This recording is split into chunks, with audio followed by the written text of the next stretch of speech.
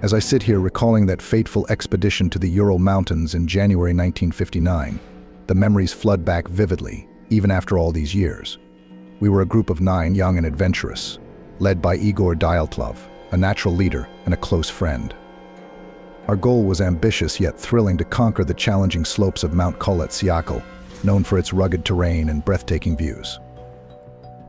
The journey started off well enough. We reached the Manshurov skiing base after days of rigorous travel through unforgiving weather. The cold was bone-chilling, and the heavy snowfall tested our resolve, but we were undeterred. Our spirits were high, fueled by our shared passion for exploration and the camaraderie among us. On February 1st, we finally arrived at the base of Mount Kolet-Syakhl. The anticipation was palpable as we set up camp, eager to begin our ascent the next day. That night, however, everything changed. In the darkness, a sense of unease crept over us.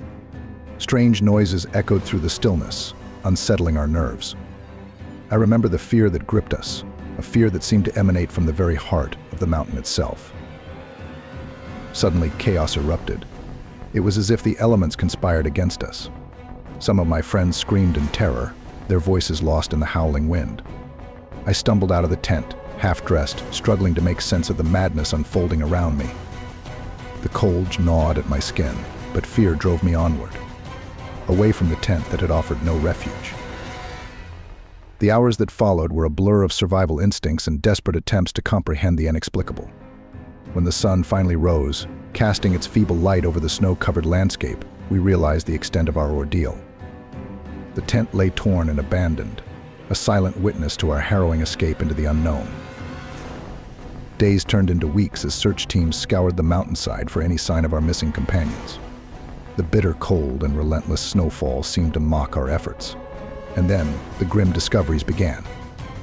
One by one, the bodies of our friends were found, their faces frozen in expressions of fear and confusion. Each discovery deepened the mystery, raising more questions than answers. I survived, but I carry with me the scars of that night. The inexplicable injuries, the haunting silence of the mountains, and the unanswered questions that linger like shadows in my mind. What happened on that cursed night on Dyatlov Pass? It is a question that has haunted me for decades, a question that may never be fully answered.